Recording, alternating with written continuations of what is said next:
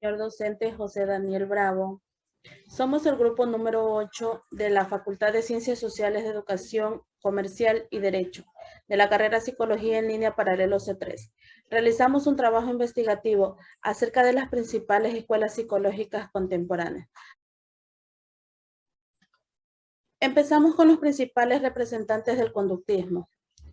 John B. Watson, nacido en Granville, Estados Unidos, el famoso psicólogo norteamericano John Watson realizó por primera vez un estudio sobre mitología y escribió manifiestos sobre la psicología vista por los conductistas. El tiempo estimulante de la investigación empírica objetiva dio los inicios de lo que más tarde se enraizaría en el activismo. En otras investigaciones realizadas, se describe que Watson realiza planteamientos desde la genética, para poder demostrar de qué forma el condicionamiento es fundamental en el comportamiento, realizando experimentos con niños desde los primeros meses de vida. A pesar del fecundo y productivo trabajo realizado por Watson, en 1920 tuvo que dejar la institución académica que lo acogió debido a un escándalo, motivo por el cual no alcanzó a organizar una sólida escuela. Continuó con la escritura de libros como El cuidado psicológico del niño y El conductismo, con enfoque ambientalista. Tenemos los neoconductismos. El conductismo metodológico, que se define en dos partes. El conductismo cognitivo y propositivo, liderado por Edward Chase Tolman. Tolman propuso un nuevo activismo a través de su artículo La nueva fórmula activista. Este artículo desarrolló procesos espirituales más avanzados, como cualidades sensoriales, conciencia, emociones e ideas, reflejando gradualmente su teoría y finalmente examinando su trabajo. Tenemos también el conductismo mecanicista, liderado por Clark Leonard Hull. Hull se trasladó a la Universidad de Yale en 1929 y escribió un importante estudio sobre la teorización del comportamiento sistemático, que no logró completar, pero es tan importante contribución de este científico, se llevó a cabo en la tesis citada los aspectos cuantitativos del desarrollo de conceptos. Se realizan mediante experiencias, atracción conceptual y generalización, desde varias direcciones, de acuerdo con los enfoques positivistas y que únicamente al final requirieron de una investigación empírica científica. Sin embargo, sus posteriores planteamientos metateóricos y metodológicos ya fueron alineados a este enfoque. Análisis funcional de la conducta. El conductismo radical de Bruce Skinner. El análisis funcional para él era un principio metodológico que permite instaurar las regularidades con relación a los estímulos como variables e independientes y las respuestas como variables dependientes. Este investigador pensaba ciertamente que los procesos mentales internos no eran responsables de motivar la conducta humana, sino más bien los encargados de realizar esta acción eran los externos y los medibles. Para Skinner, la propuesta e hipótesis de la psicología tenían que ser verificadas únicamente a través de evidencias objetivas y no a través de especulaciones abstractas. Por ello, para él siempre lo que tenía mayor peso era todo aquello que se podía comprobar científicamente. De ahí surge lo que es el condicionamiento operante. Nos dice que es una conducta emitida por un sujeto que no está asociado a un condicionamiento o algún estímulo específico, sino operante, ya que éste está controlado por sus efectos o consecuencias. De ello surgen 5 principios. El principio de reforzamiento, el principio del castigo, el principio de la extinción, el principio del control del estímulo, el principio de la programación de los reforzamientos. Fundamentación teórica del cognitivismo. La psicología del procesamiento de la información nos da a conocer que algunos autores, como Lafuente, Loredo, Castro y Pizarro, manifiestan que la revolución científica se desarrolló con algunos psicólogos científicos que se amparan en estudios realizados por Thomas Kuhn, en los que el autor determina que el desarrollo histórico de las ciencias no es acumulativo como tal. La historia que pasó después de la Segunda Guerra Mundial se debe a la teoría de la comunicación por Claude Shannon, que esta surge ya que tenían la necesidad de transmitir información codificada al máximo, para lo cual Claude Shannon creó la teoría matemática de la comunicación, teniendo como meta identificar formas de transmisión de información más eficaces a través de medios como circuitos telefónicos o las ondas de radio. La cibernética por Norbert Wiener trabajó durante la Segunda Guerra Mundial en sistemas guiados por torpedos.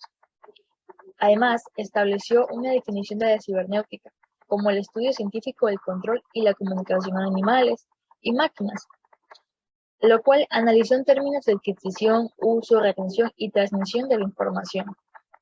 El procesamiento de la información por Donald Browner, la analogía o similitud del ordenar se incorporó en el cognitivismo y en la neurociencia, donde también ha tenido acogida. Sin embargo, existen discusiones entre las analogías que existen entre el ordenador, computadoras y cognición. Nos nombra 3 puntos, en los cuales las máquinas de Turing se dan por el matemático conocido Alan Turing. Estas máquinas ayudan a los científicos a determinar cálculos matemáticos. Simulación por computadoras. De los procesos cognitivos, en 1956, Netwell y Simon sacaron a la luz del mundo un programa llamado como teórico lógico, que se basaba en lenguaje del procesamiento de información. Habitación china. De acuerdo con la fuente, para descartar las analogías o similitudes del ordenador con la mente. John Starlett, en 1980, expresó su criterio en base a la habitación china. Principales aportes y representantes del cognitivismo. Un paradigma ideal de psicólogo cognitivo es el que mantiene la psicología como una ciencia, cuyo objeto de estudio es el proceso mental de distintas clases de información. Autores como Jerome Bruner, George Miller y Ulrich Neisser dieron un enorme giro a la psicología implementando el modelo cognitivista.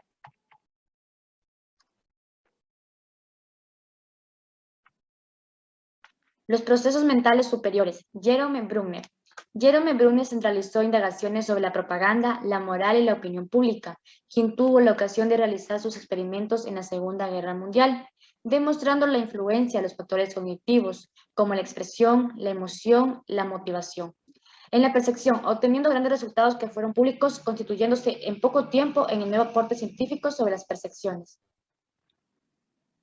La ciencia cognitiva. George Miller. George Miller logró un doctorado en Harvard, con gran dominio conductista. Fue uno de los primeros en aceptar las funciones estadísticas de la teoría de la información, utilizando en sus investigaciones las descripciones estadísticas. Psicología cognitiva. Ulrich Neisser. Una de las obras más trascendentales de Ulrich Neisser fue la cognitiva, la misma que contienen estudios sobre el conocimiento. Este autor Neisser correspondió en sus saberes el modelo de procesamiento de información de la psicología cognitiva. La cognición, para Neisser, se refiere a todo lo que el ser humano puede llegar a hacer con la mente. Escuelas y fundamentos de la teoría vygotsky. Vygotsky es un científico ruso, nacido en Bielorrusia. En 1896 estudió leyes, filosofía, historia, psicología y literatura. Fue profesor de literatura y psicología. Pensaba que para comprender al ser humano y su desarrollo psicológico es necesario comprender, analizar y entender las relaciones sociales en las que se desenvuelven. Destacó la importancia del lenguaje en el desarrollo cognitivo, aclarando que si los niños disponen de palabras y símbolos, los niños son capaces de edificar conceptos mucho más rápidamente. En 1966 analizó el juego desde un punto de vista social, postulando así que el juego es fenómeno que surge en respuesta a la necesidad que tiene el ser humano de interrelacionarse. Observó que el lenguaje era muy importante, vía de concepción de la cultura y el vehículo primordial del pensamiento y la autorregulación intencional. Los desarrollos, los discípulos y las líneas del trabajo del constructivismo. Tomando en cuenta que ni los problemas sociales ni los problemas políticos que afectaban en esa época a la Unión Soviética no fueron impedimento para el progreso de la teoría y pensamiento de Vygotsky, los cuales mediante discípulos continuaron realizando estudios. Entre los discípulos tenemos a Piotr Gasperi, quien analiza el progreso por el cual los organismos orientan conscientemente su acción. Piotr Tchaikovsky estudió la memoria involuntaria Ligia Bochkovic realizó estudios relacionados a la personalidad y desarrollo emocional. Alexander Zaporozhny realizó estudios relacionados al trabajo. Sergei Rubinstein realizó investigaciones relacionadas con la conciencia y actividad. Cabe recalcar que estos actores pertenecían a la escuela del Jericho, y entre los más destacados de esta escuela tenemos a Alexander Luria, Alexei Lontier y Mikhail Bakhtin. Alexander Luria fue seguidor de la teoría viscoquiana.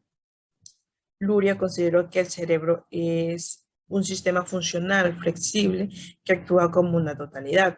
Y para Luria, el objetivo primordial de la neuropsicología era la investigación profunda de los sistemas y el comportamiento, que se observa más allá de la lesión fisiológica.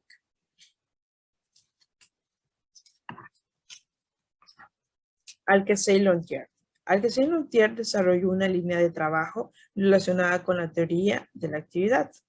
Lontier fue considerado líder y representante por la excelencia de la escuela de Jericho. En su obra demuestra mucho respeto hacia los principios filosóficos socialistas de la época de Marx y Hegel.